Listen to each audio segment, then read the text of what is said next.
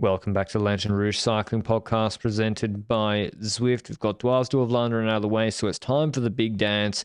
Ronde van Vlaanderen, the Tour of Flanders.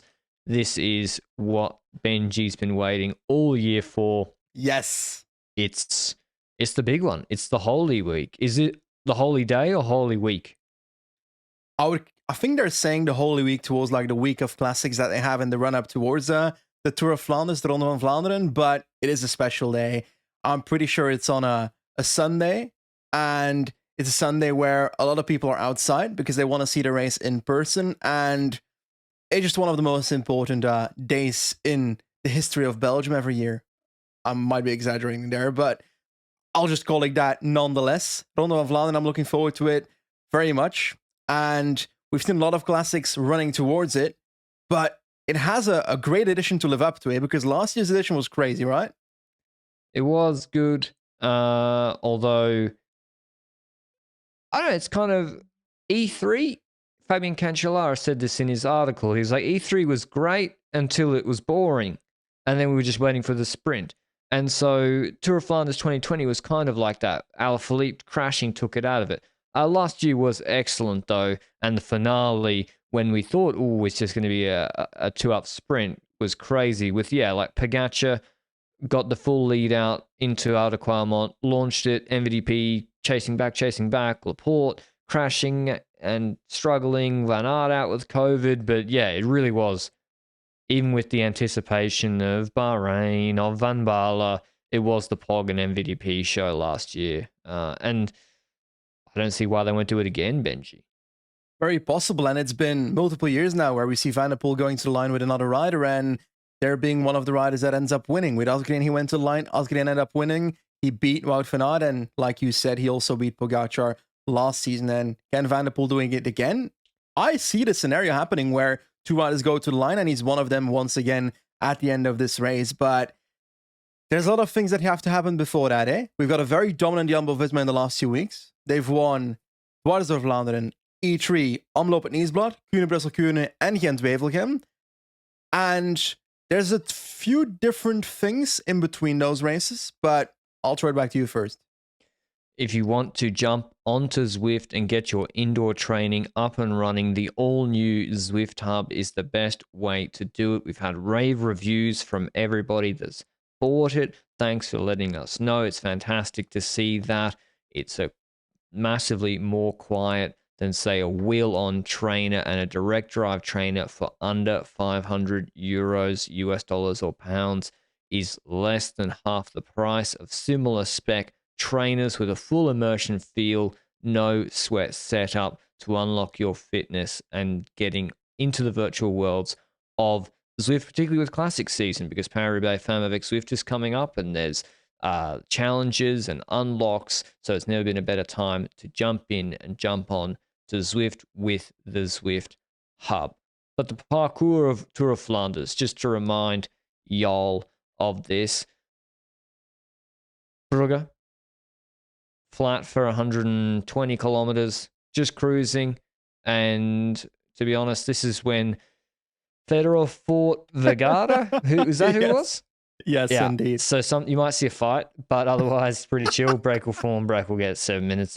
Then you have first Outer Qualmont, then Kortekeer, then Eichenberg, then Holleweg, Wolvenberg, then Molenberg. These are all climbs in the Berendries and Malberstraat. This is like the finale of the final of Omloop. Then the Birkenhout and the Canaryberg. We just saw them in Dwars door. Then second Qualmont. That comes with like 55 Ks to go in this 274 kilometer race.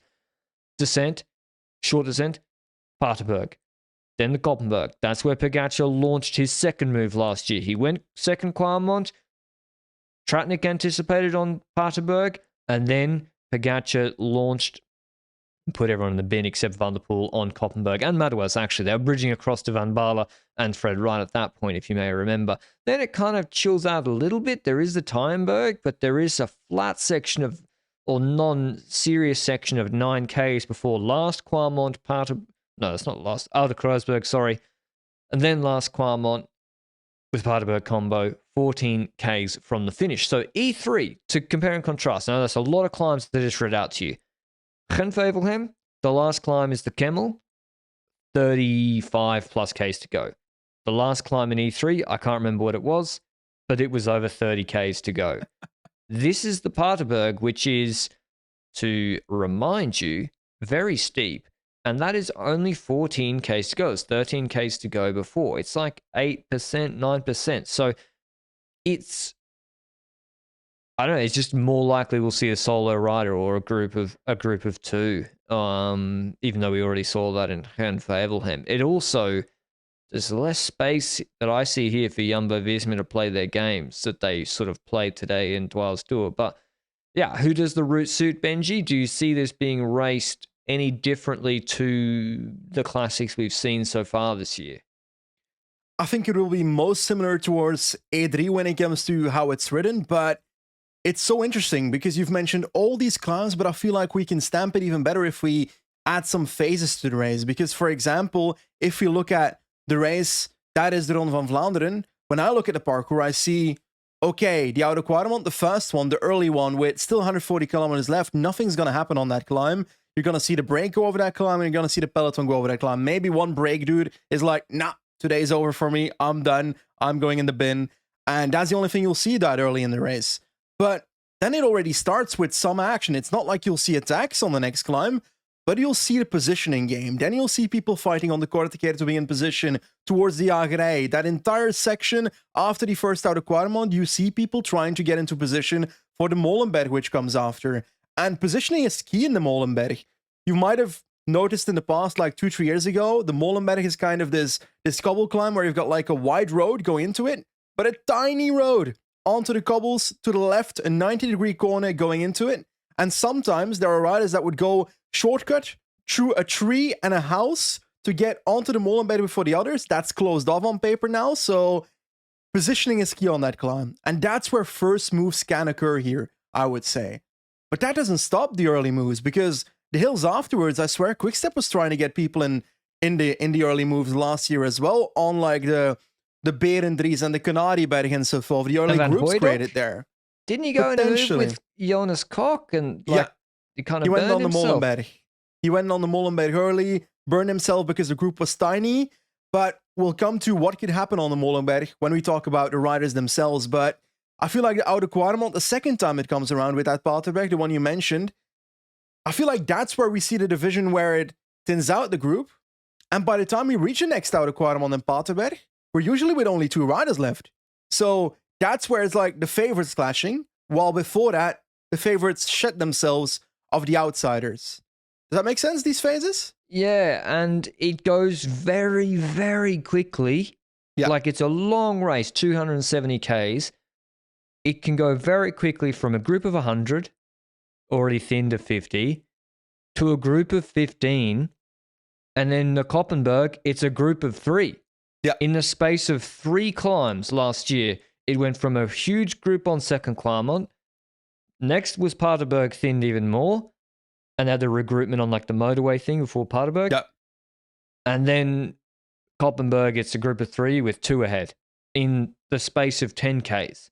So this is a tricky, I would say tricky for Jumbo-Visma, unless they want to launch really, really early, because it's all well and good to have numbers, as I just said, for second Kwaremont, but at the end of the day, if Pogačar launches second Kwaremont, Koppenberg or Paterberg, Wout is the only guy that can follow, and he couldn't follow in E3 on the wheel. So it really is, I see the race as like last year there was a symbiotic relationship between Van der Poel and Pogačar. Yeah. Van der Poel did not have the team to destroy the race on the climbs to thin it out. Pogačar did it for him. Pogačar doesn't have the teammates to pull him on the flat after the climbs. Van der Poel does that for him. The problem I see now is if I'm Pogačar, I'm not happy going with Van der Poel. He's done that twice now. Yeah. And it's not worked out well for him. It's not like Wout and Van der Poel coin flip. And I'm interested to see how that changes the race this year. If that will change a race this year, because there's also the scenario where he just hopes that he can finally drop Van der Poel by going extra hard on the Paterweg, the last one, for example. That's also a scenario that could occur. But first of all, before we dive into Pogacar and Van der Poel, let's take a look at Jumbo-Visma.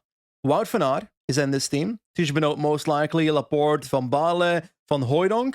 And next to that, Affini for the early positioning towards the Molenberg and so forth. I see that on the earlier couple sections after the first Oude Quatermond. And who is the 8th rider there? The 7th rider, sorry. Is that Tosh van der Sande? Or Tratnik? No, that's no. Tratnik's not doing it. Okay. Van der Sande, I would say. Okay. Van der Sande has been really good. Yeah. Like, actually, he did a good lead out today for Benoit and Dwars Tour. But yeah, Tratnik's enduro prep. So yeah, it's a strong team. Affini's the early work and trying to get as deep into the race as possible. Van Hooijdonk's role, I see, has changed from last year, I would say. Van Hooijdonk last year, Paris-Roubaix, just did a lead out for Wout with 50 Ks to go or whatever. And then, thanks for doing your job. Now he's like in the second leader, not second leader, in the co-leader group where they're not just going to waste him on a lead out. They're going to try and use him with numbers. Van Baarle, hopefully he's riding. He obviously skipped Dwars Tour today. But Belgian media is going to say all in for Wout, Benji, but like a lot of these guys can win this race. Well, I don't think Van Hooijdonk can win, and I don't really see Benoit winning. I see Van Baarle can really, really win this race. Yeah, I agree with that. Laporte is also a rider where I still see him with some chance to win the race. It's going to be difficult to do it, obviously, but there's some chances there. When I look at that team, I also see riders that can be put into action at certain points in the race.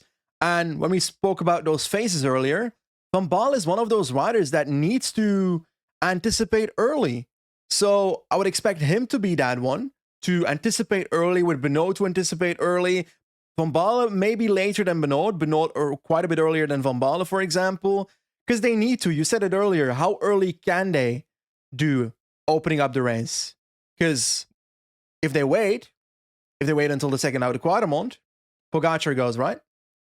Yeah, but the problem is if you go too early, and you don't have a lot of guys with you, you could have the situation where you're riding like Van Hooijdonk last year, just sort of on your own in that long section between the Valkenburg and second Kwaremont, where, it's not that hard, the race for 40 kilometers. But if you want to watch the whole race, you want to watch the whole race of a lot of races, the best coverage all year round to watch pro cycling, GCN Plus is your place to go.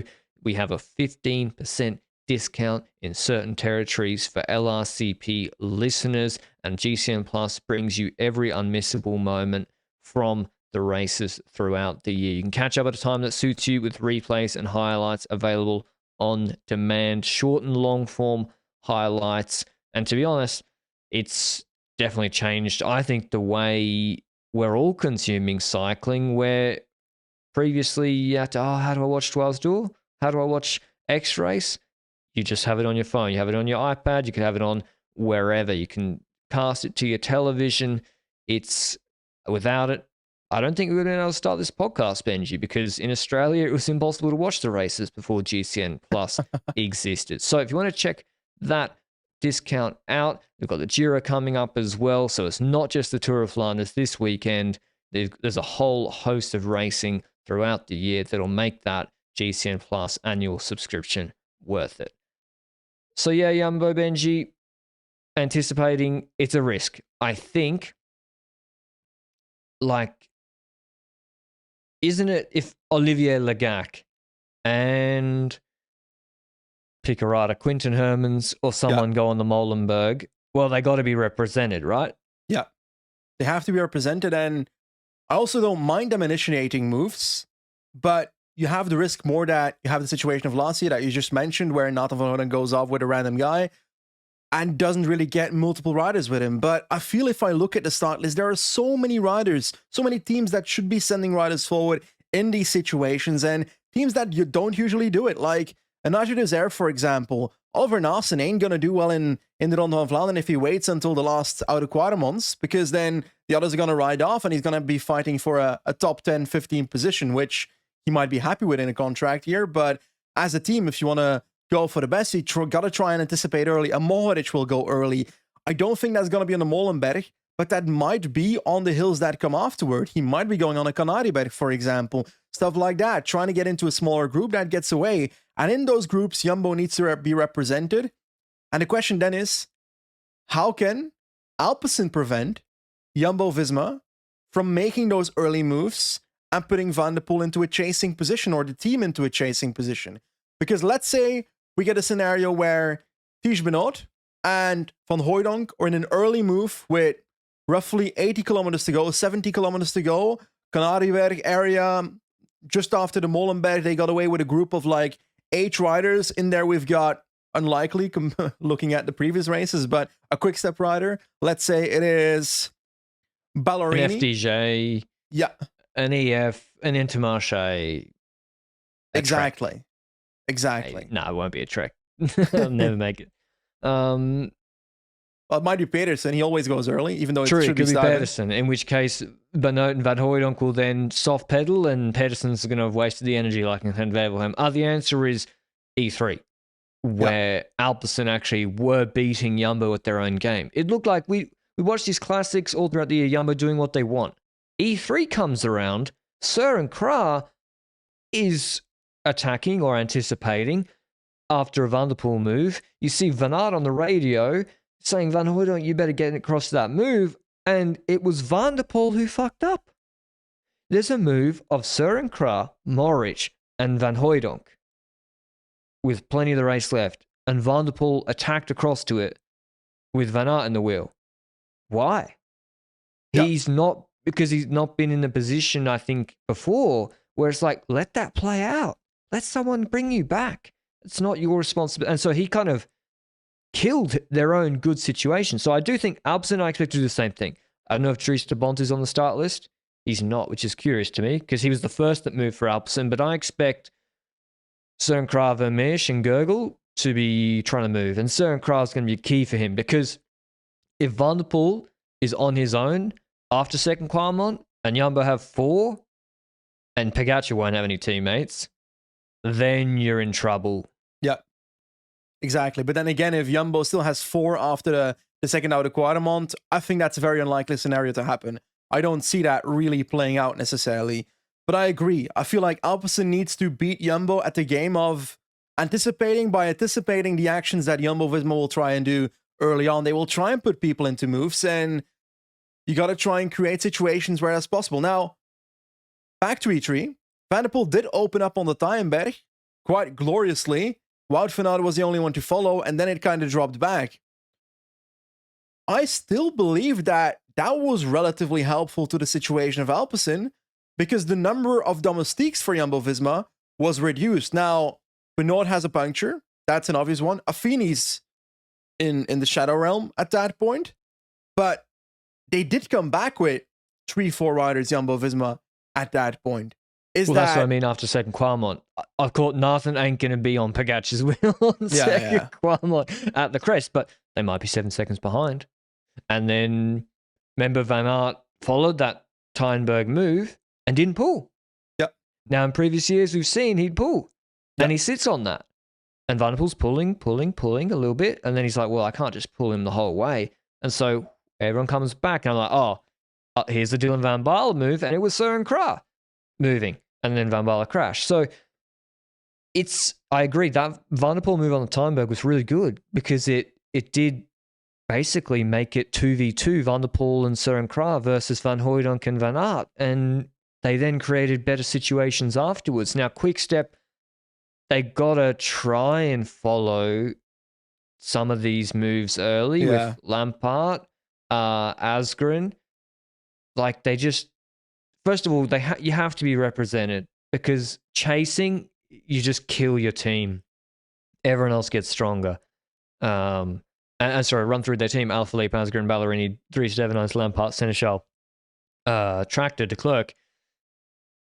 I don't expect Asgreen to win RVV. I don't expect Alaphilippe to win RVV, but Lampard, Asgreen, Alaphilippe, it's a reasonable expectation that they're anticipating moves of 4, 5, 6 guys with 80Ks to go. They are capable of doing that, and it's better than chasing.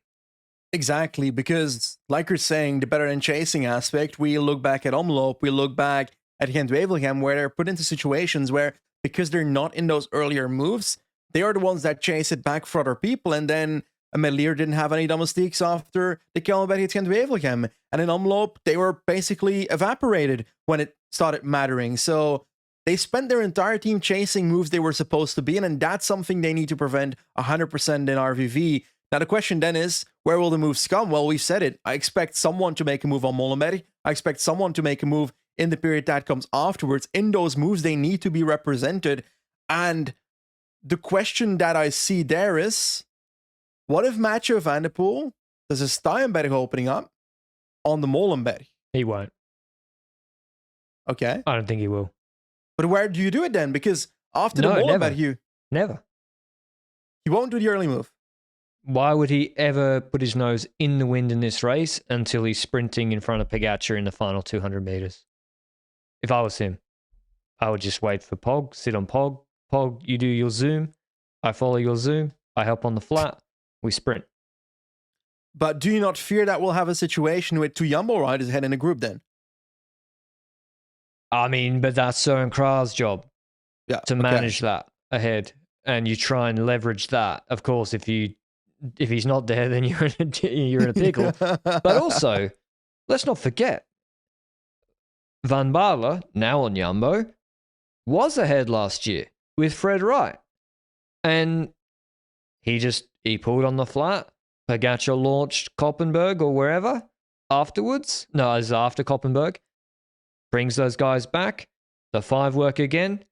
Next climb, Pog launches. See everybody else. And so I wouldn't even, how much time can the Jumbo guys even get ahead? Especially if Søren Krag is there and he's managing it, if it's 2 and he's just not working. So, yeah, I think E3, and we've seen with Van der Poel, the way he races monuments is pretty different to races he doesn't care as much about. So I would be really surprised if he launched Molenberg. Because I expect Bernard, all the Jumbo guys will come back. He can't just, with Van Aert sitting there, he can't keep it going. And UAE mentioned them, Pogačar, really Oliveira, who's actually been very good this year. Scherdbach's Bjerg has been good in the last week in Gent-Wevelgem and in Dwars today. Stekelangen, Trentin, and Wellens, the Chas-Patat brothers today. What's their plan? The plan of UAE, I think, if I have to be honest, Wellens should be the one that does a certain Kragh work for UAE, I would say, trying to be in moves that are happening early on. And the same for Trentin, really. And whoever is there with Pogačar with 42nd last out of Quaremont needs to position him, because otherwise he's going to start that climb from the Shadow Realm, and then he's just got a Vroom. Yeah, exactly, like the Steinberg in A3. But then last year, his positioning was good going into the Oude Quaremont. So proves that he can do it.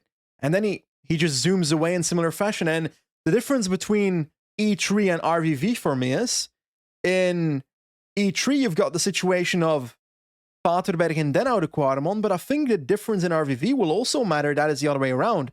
Because on the Oude Quaremont, the people that won't necessarily be great on the Paterberg get softened up on the Oude Quaremont already before they go to the Paterberg. So in my head, that is better for the likes of a Pogačar, and especially knowing that after that first Paterberg, we've got also the Koppenberg not that far after. Steinberg, Koppenberg? One of them. What's the song? What's the song? Koppenberg, Steinberg. There's the song. Steinberg's after Koppenberg. It's a hard part of the race. What we've seen with Pogačar in classics in the last 2 years is, if he has to make amends for poor positioning early in the race, it's going to cost him a little bit later in the race. Dwars last year, E3, I don't think it helped having to chase after Steinberg. Maybe if he's fresh at the base of Paterberg, Quaremont, he drops Van der Poel, or he really drops Wout. I don't know. It certainly didn't help having to work earlier. So, but what you just said, Benji, who's going to do the lead out? Then you're relying on Rui Oliveira to do the lead out. And I think I think they're going to use Wellens to do it. I think they're vulnerable because they will keep the team around Pog because positioning's been a problem, and then they won't be represented in moves going up the road ahead. Very possible scenario, but then they might be in the same exact scenario that they were last year where they were chasing earlier on because they were not in moves either. So that's kind of what those riders would be trying to prevent in a new strategy. But then again, if they want to keep their riders around Pogacar, then you're going to have to depend on Pogacar being strong enough after you launch him to bridge towards everybody and destroy everybody that's ahead. And with Van der Poel following, that's actually a likely scenario, but your problem will be that if you catch Søren Andersen as a group with Van der Poel, a group with Pogacar, and maybe Wout van Aert, then the other two will have domestiques and Pogacar won't. And then we have a very similar scenario as one we had in E3, but then you see that those two domestiques get dropped when it really matters. So how valuable are those domestiques in the first place in a group like that? Because they'll be doing most of the work to keep the group ahead anyway. I think they're valued mainly because after last Paterberg, how does Pogacar win the race against a group of Van Aert and Van der Poel? Like, he realized that in E3, at 10Ks to go, he realized, shit, I can't beat these guys both in a sprint. Don't do a lead out. That's number one. At E3, he was sprinting from first position. He's the worst sprinter in the group, so he shouldn't be doing that. But if he's got Cor Andersen and Laporte coming back, that's the problem for him. That's why those domestiques, even if he drops them, they'll be coming back. They should be chasing at least. So I think it's going to be really difficult for Pogacar, mainly because if it was just him against Wout, then there's a good chance he drops him properly on last Paterberg or Kwaremont, and he goes clear and Van Aert can't bring it back. But winning solo is tough. Like, if you go and look at the cobble stage of the Tour de France last year, I know Pogacar is a brilliant rider, but he is still 66 kilos. Yeah. Van Aert and Van der Poel are like 80 kegs. And on the flat, he can't keep them behind. Even if he puts 6 seconds into them on a climb, like, they're going to come back. So that's the trouble for Pogacar. Anyway, we'll move on to some of the sort of second tier contenders. We have Sturven and Pedersen at Trek. They've had I don't see it working, frankly, from how it's been going so far. Ineos have Pidcock, who came 11th in Dwars Tour today. Narvaez, who was in Group 2. Kwiatkowski, Hajduk, Rose, Sheffield, Swift on the initial list. No Turner. I would expect Turner to be. He will go. Yeah, he will be in there for Hajduk or whoever. But and Ganna? Should he? I like Ganna for Roubaix to do well, but I think he's just going to get completely positioning, steep climbs. No. Okay. Save it. I think Ineos will try getting early moves. Pidcock just came back from a concussion. I don't see it, but yeah, they'll try getting early moves or anticipate or whatever. And I don't see it. EF, Bettiol, he's won this race before. Virus Quickstep, Honore, who was decent today in Dwars Tour, and Paulus, who was very, very good. I would say stronger than almost everyone in that group too, almost to his own detriment. How would you play it if you were Paulus? Do you back yourself to follow like Matt? Because Madouas followed Pog and Van der Poel to a point last year. I don't believe in that necessarily. When I think about Paulus, I see more of a Mbala scenario where he anticipates early and therefore anticipates the moves of the likes of Pogacar and Van der Poel on the steeper hills. But where can he do that? Because I feel like on the first Oude Kwaremont and Paterberg combo, can he get ahead before that already?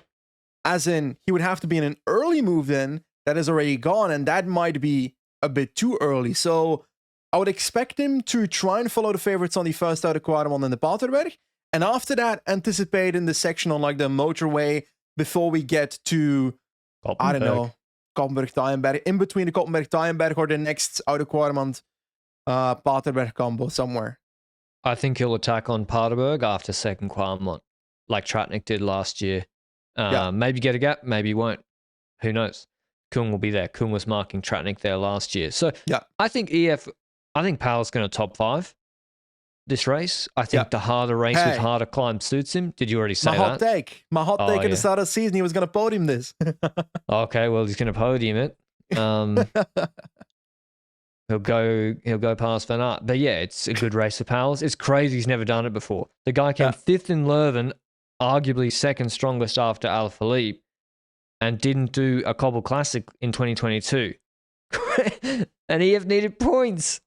Crazy. What the hell? Anyway, it's great he's doing it. He's a top classics rider. In a similar boat, Bahrain with Morich and Wright. Again, can they win a sprint? Probably not. Are they going to follow when it's super hard on last part of work? Probably not. They'll try to get ahead like Wright did last year, like Morich tries to do every race. But we keep reading through these names. It's difficult to see a scenario where they do better than a top 5 for Morich or Wright. I agree. Whenever I was looking at the start list in the last week, I was always like, well, this rider looks good. Like, for example, Oliver Naasen's been looking good in the season so far, but I don't expect him to do much more than a top 10 at this race, because if we take a look at what we've seen in the last few weeks, it's either the big three fighting for it or a Jumbo rider taking it because they're going to smash everybody else, right? Exactly. Like, say Pogačar, God forbid, has a mechanical out of the race, or Van der Poel is sick or something. And Wout COVID again. Well, then you just have Jumbo rolling everybody again.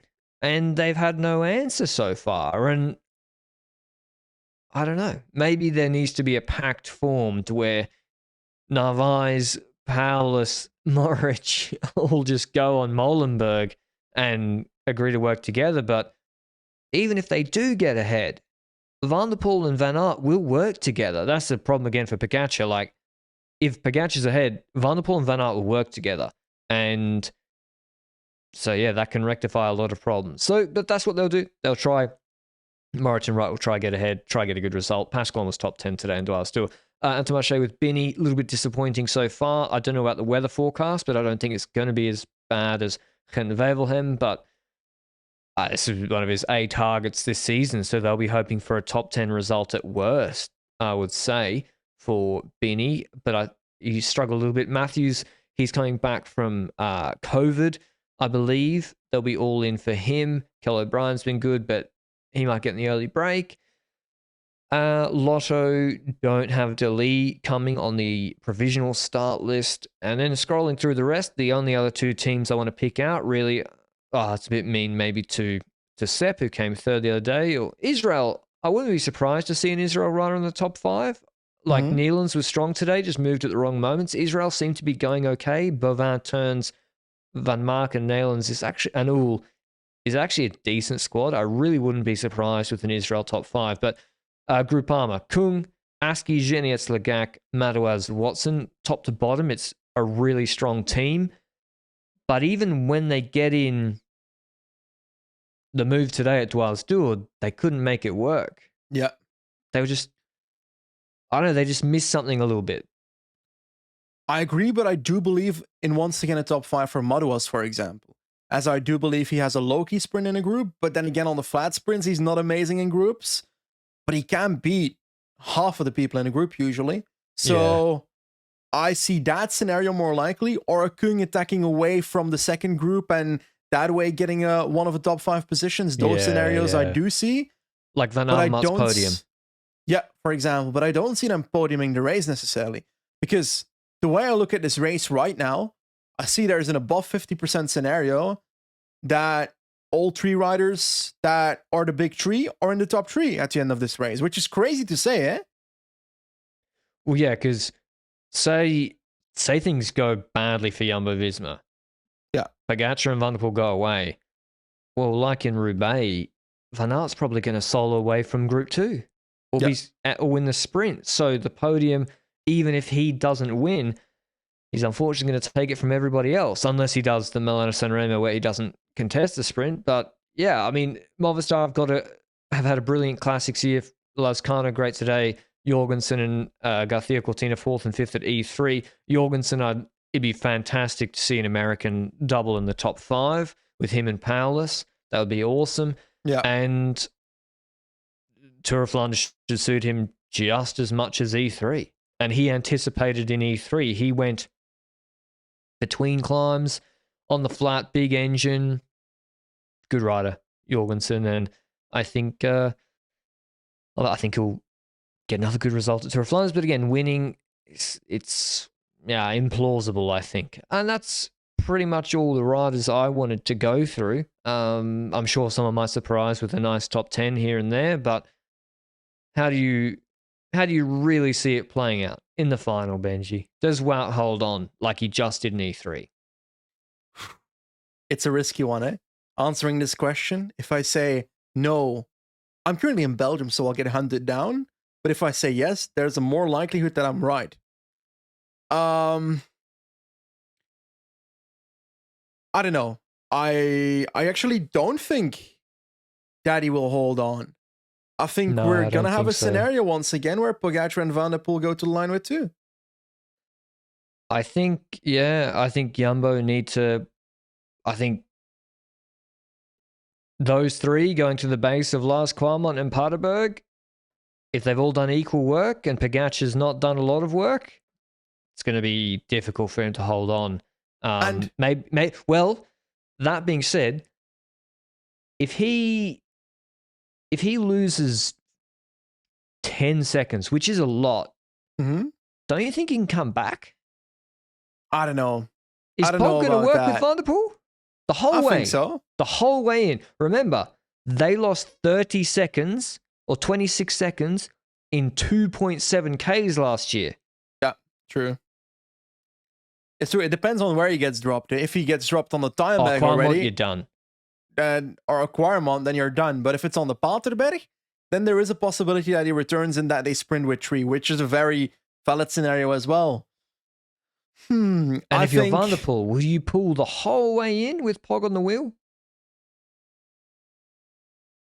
Probably would, actually. I would rather pull and then keep Wout behind than... I don't know. It's a good question. It's difficult. And he kind of rode E3 the same. He was just like, I'll come back at the end, but he was all skin drop. So I don't know. It's... Maybe Dylan van Baarle will be 30 seconds ahead, so it's all immaterial. And yeah, but I can't wait to... Oh yeah, there's... After Lars Paterberg, Wout will pull with the group, right? Yeah. After E3. He should. Yeah. For certain he should. Sprint. I feel like last year he might not have backed the sprint as much in those 3, but I feel like this year after E3 and so forth, he should have the confidence to do so. But I do want to order our predictions here. We do give our predictions at the end of a Monument podcast. So what is your podium? Oh, podium. I didn't know I was doing full podium. Come on. I think it's Mathieu van der Poel. Third or first? First. Okay. And then Wout, Paulus. Okay. My podium is Mathieu van der Poel, Pogacar, Wout van Aert. The E3. And you think, wow, it's off the back. Yes, for that scenario, I need him to. Unless Pog... I mean, Pog beat him in Montreal, but this is a little bit different. I do think having 3 in the group makes a huge difference for Van Aert compared to 2 up. I think 3 in the group really increases his chance of winning the sprint, particularly Pogacar. You could see in E3, Pogacar was thinking about Tour of Flanders last year, the whole run-in. You could see it. He was looking, where's the chase group? Where's the chase group? So that's why it's important. If Van Aert's ahead, Jumbo still need pressure from behind to make the others keep working, to have a high-speed sprint and a lead out for Van Aert. Because I wouldn't be surprised if Pogacar does that again. Agreed. And there's also the question, how early should they take on the sprint if they're with 3? And it will always depend on who's doing the sprint in fast position and so forth, because Pogacar should not make the same mistake as in E3 where he starts the sprint in fast position. But then who of Van der Poel and Wout van Aert will do it? I kind of don't know who will do that. So, like Asgreen. He's got to do it like Asgreen. From 240. Yeah, that's I agree that's probably a good scenario. But if those three are in the front, is there not a very likely scenario where they're surplusing so much on their position that there's a group coming back? Well, that's what I mean. That's why Jumbo got to have Laporte or Van Baarle, preferably solo, chasing to force the others to keep working. And if you remember, people forget. The streets forget. Wout van Aert sprinted faster than Mathieu van der Poel in the RVV 2020 sprint. Mm-hmm. Even though he lost. But he lost. But they launched at 175. And Van der Poel's 15-second sprint or less, outstanding. Asgreen pushed him at 240 from a bit of high speed. I mean, Heel's sprint also was kind of cooked. But yeah, I think it's going to be a great addition. And the weird thing is about Jumbo's classic season, Benji, they've won all these races. There's almost more pressure now to win Tour of Flanders. Because otherwise, you've won all this other stuff, but everyone knows this is the A target, so they have to win this or Roubaix. Even Omloop, great, but this is the big target. Maybe it's a crazy sentence to say, but despite them winning those 5 races they've won so far in the cobbles, if they don't win Roubaix or Flanders, I feel like it's a failed classic season with the team they had set up for it. I don't like using the F word, but yeah, it's definitely one of their big targets. And of course, like, if Van Baarle is no good after E3 and that ruins the next 2 weekends, well, yeah, that's the difference. What can you do? Like, and or last year. I still think Van Baarle's underrated. I still think. Yeah. I bet you if he's good, like in good shape on Sunday, teams will go with his anticipation and be like, it's only Dylan Van Baarle. And he will progressively drop them on the climbs like he did in Omloop. Like Milan and Vermeersch was pulling with him because they're like, it's Dylan Van Baarle. It's like, well, he's pretty good. So that could happen as well. But yeah, we can't wait to watch. We both have the same winner. Van der Poel in Monuments just seems to have that little bit extra. But yeah, let us know who you think will win. Now we'll move on to the Women's Tour of Flanders. We just had Dwars Doer finishing now. It was an SD Works masterclass. The Demi Vollering won, by the way. She went on the Nokero, whatever you call it, Benji. The climb I disrespected. That she made very, very good use of.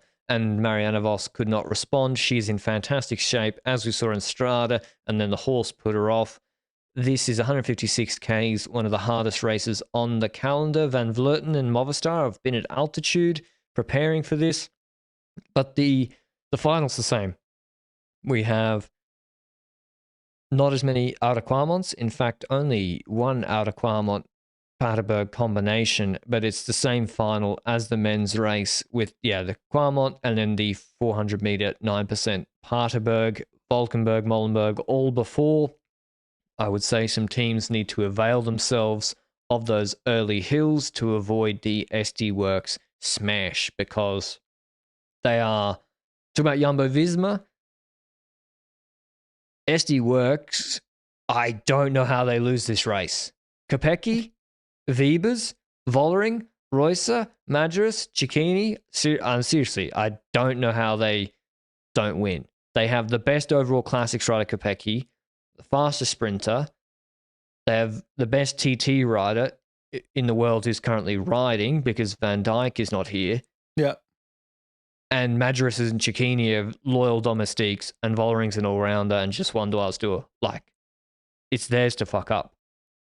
Completely agree. Obviously, punctures and crashes can happen. Yeah, of course. Destabilize the team, but if that doesn't occur to them, then they are by far the favorite in this race as a team. And that can go in so many scenarios where Wiebes has also gotten a lot better when it comes to her versatility on climbs and so forth. We saw in an envelope at Niesblad basically staying with the second group when Kopecky was flying off to do her bidding in the front and won the race. And we saw that in so many races so far where Wiebes was actually with the stronger 10-ish climbers on cobble hills as well. So or at least close with pressure from behind. exactly. So Kopecky's by far this year the best classics rider, in my opinion. Vollering By far. is probably top 3 as well. Yeah, So AVV third. you will see attacks by Vollering and Kopecky, and then if I see their game plan, I would expect their game plan to be Kopecky does the final move on the last combination of Oude Quaremont and Paterberg, which are the last 2 climbs in the race. And the early moves would be Marlon Reusser and Vollering and so forth, while Wibbe stays in the group as long as she can to try and put pressure on the competition. But the situation you don't want is a scenario where you don't have the right rider in the front group. And the question then is, for example, who do you have in a group ahead with Marlon Reusser where you're like, whereas D-Works could be like, oh, now we're not feeling that great about the situation. Because if I look at the situations here, Luz Aardigist, if you've got her with Marlon Reusser, I'd be a tiny bit scared if I'm SD-Works. I wouldn't be. I would. Royce is in good shape. She was good in Dwar's Tour. I wouldn't be, is Misha Bredewald? I wouldn't be surprised if she does this race. Royce is just solid and can favour him, but that's a whole different kettle of fish. 2-minute 42 victory, even though she took a detour. Nobody responded. Yeah, because she really. I think. No, I agree. Like I'm not disrespecting Aardigst, but I'd be pretty comfortable with Royce or with her. Maybe Shari Besoit, or it's more the obvious ones. Like if Royce is with Van Vleuten, then that's not a great situation. She should sit on. Yeah, but rather Lippert, Mackay. Man, they can't get it together. I agree. That combination doesn't seem to work at the moment, but I would say that there are riders on the start list that if Royce is in the group with them, then you've got a problem as D-Works and you'll have to chase and Royce will have to sit up in the wheel of them. And those are the scenarios the others should look for. When I look at, for example, a DSM, for example, Fafa Georgi is definitely one of the top classics riders at the moment. Yep. But what can be a situation where she really ends up in the thick of things at the end? And I feel like she might have more of a chance on the likes of a Roubaix parkour. Yeah, because I agree. Here the numerical advantage will be played out so significantly. And can she follow moves of Kopecky, Georgie? I don't think so. Well, he's like, she got dropped by Kopecky on the Muur van Gerardsbergen in Omloop, but she was good. But you look at this parkour, Koppenberg 600 meters, 9.7% with 45 Ks to go. And then after then comes Tyenberg. I think one of two things happen. Vollering launches on that climb. That's, okay, Demi, you're allowed to win the race. Like in Strada, you will go on Koppenberg. Lotte will mark moves behind and maybe even counter on the Tyenberg and try and bridge across. I would really expect that to happen. Option 2, Annemiek van Vleuten, knowing that she cannot go to the final with 3 SD Works or before last Quaremont in that sort of zone of 9Ks after the Oude Kruisberg, she will do what she did in whatever the race she did last year, Benji, where she just attacked and just took Demi Vollering with her the whole way. Yeah. And she will be like, I'll take my chances against one of you and just launch on the steepest climb, the Koppenberg, and go there. I think one of those two things happen. I don't think, I mean, like AVV could be on. She just came back. She's not looked as good this year, but we've said this before, so you can't count her out. But how many races she done this year? She did Strada, she was 4th. Omloop, she was not competitive, but maybe she had a mechanical or something. And then Valenciana in February, a long time ago, she didn't win. And we're used to her winning everything, nearly 100 pro wins. But Strada, she was really like not close to Vollering or Kopecky. I think that might have changed with altitude or training or whatever. But yeah, the only way I see her winning is her just being on like a crazy Van Vleuten day, and she drops everyone except Kopecky on Koppenberg.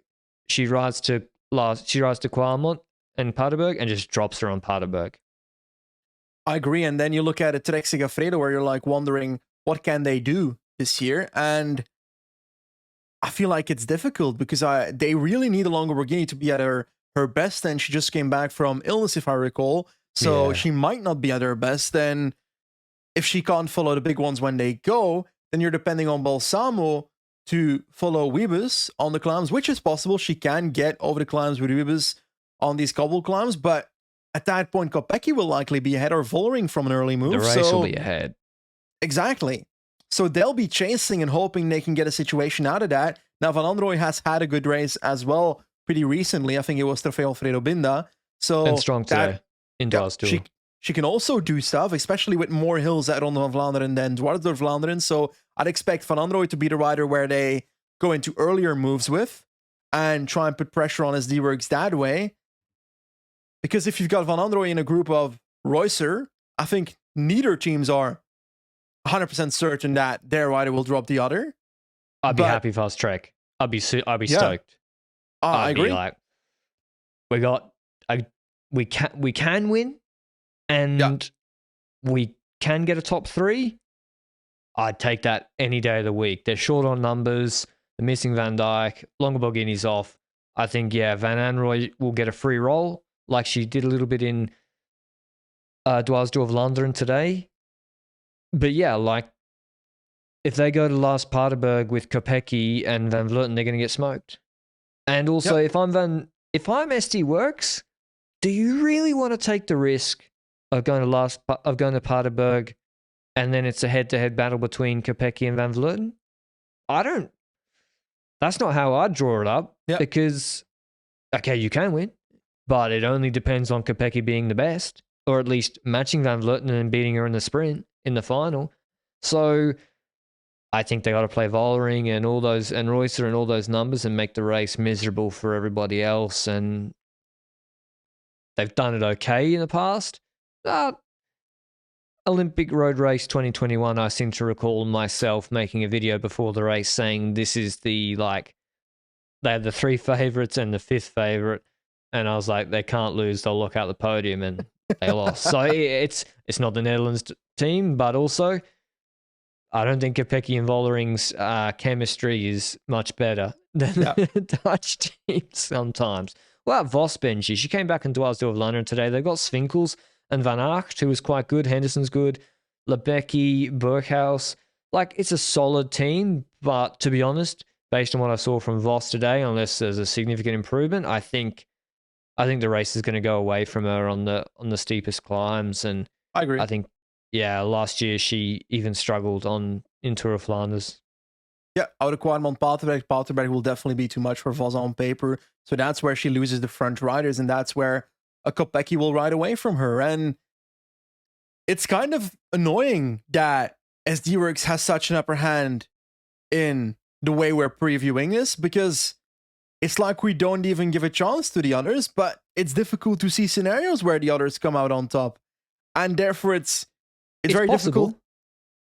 You just have to transition everything to the start and rely on SD Works, because what you want is before the final, Cecchini and Madras have to be gone.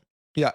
And then you start anticipating, and Kopecky, Vollering need to work seamlessly together. You need to create a situation where they can fail through lack of chemistry, and that's before the Koppenberg, before the Paterberg. They are having to do things like in Strada, frankly, the race with Faulkner. Yeah. They kind of had gone through Bredevold, and they were like, well, I'm not getting on the front and chasing an SKP. I'm supposed to win in the final. And so you have to, if you're FDJ, just throw everything at getting Guazzini in the break, Los Adergeest in the break, people ahead, or just going on the Holloweg. It may blow up spectacularly in your face, but if you wait till last Paterberg, you cannot win this race.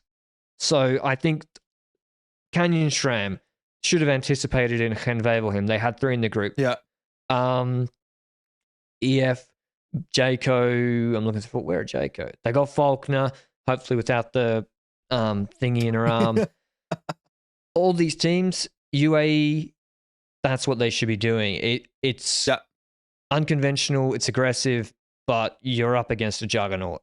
So the scenario that I do see happening is that the likes of a Brown and so forth for FDG and so forth are in the group ahead from the earlier moments, so before the Oude Kwaremond and Paterberg combo. And then the question is, who are they with in that group? Is that a Reusser? If that is true, then I think we'd be happy with that situation. But the question that I have in that scenario as well is, last year, we saw this Ronde van Vlaanderen with Brody Chapman going into an early move. And Reusser was in that early move. Sierra as well, if I recall correctly. And as D-Works was chasing down Reusser with Chantal van den Broek going into the Paterberg to set up Kopecky.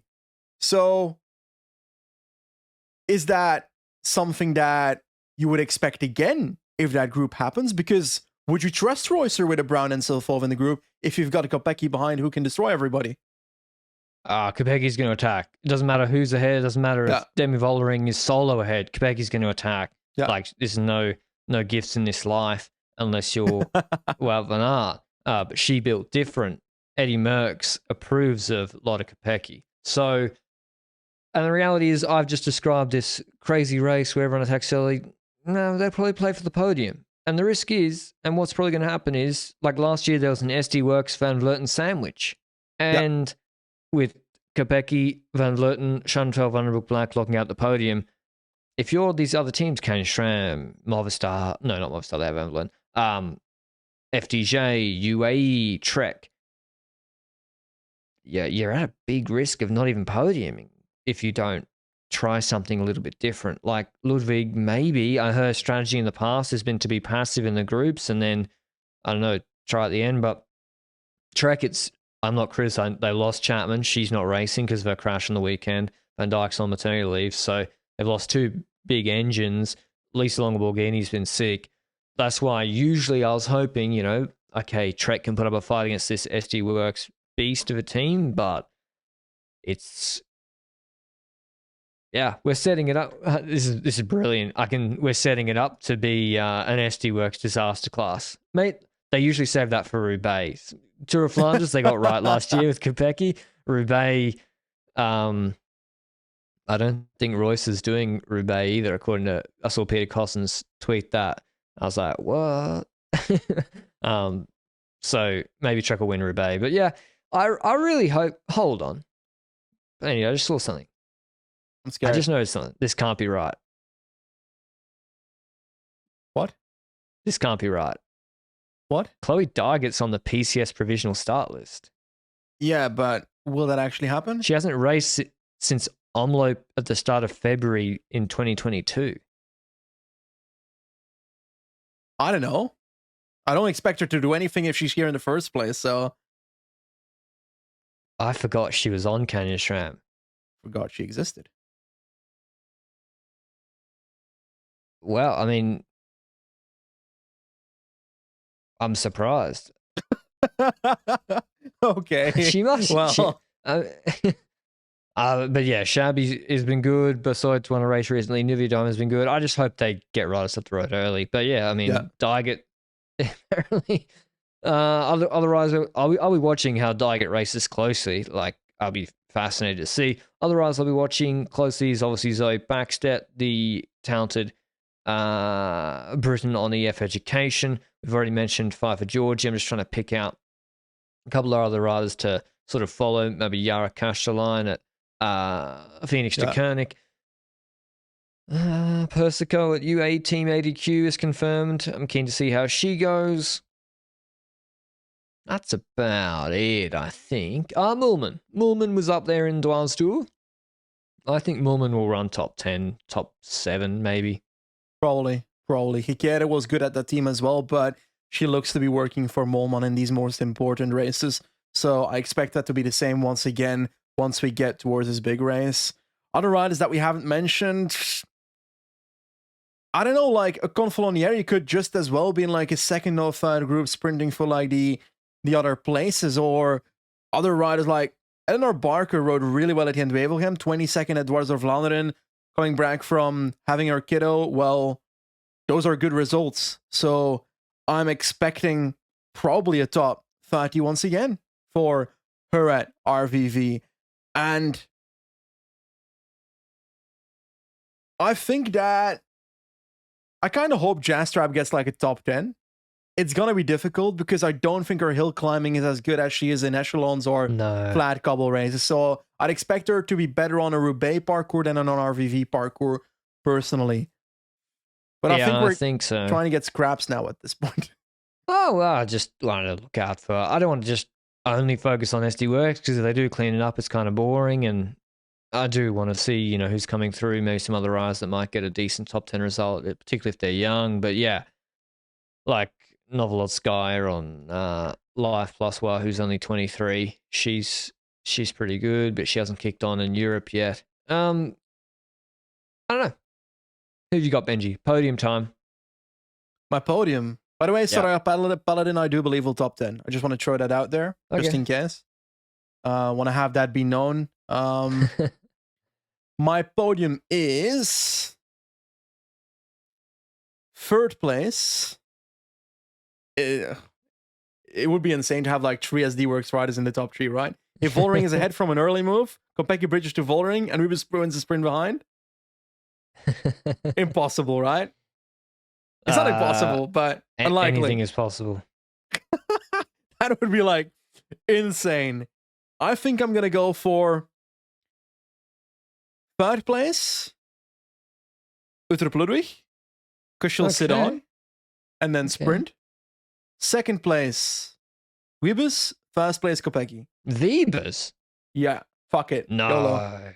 I believe it's happening. It's coming home. I'm going Kopecky wins, Vollering second, Royce third. I think it'd be SD Works podium.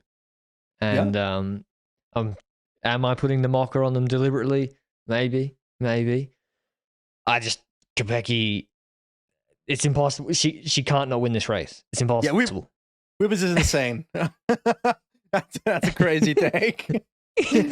I'm putting too much weight on getting over the moodman here at the beginning. Wiebes, her climbing's improved, but like she's gonna get spat on the Paderberg. Call the tournament, she's coming, mate. Come on.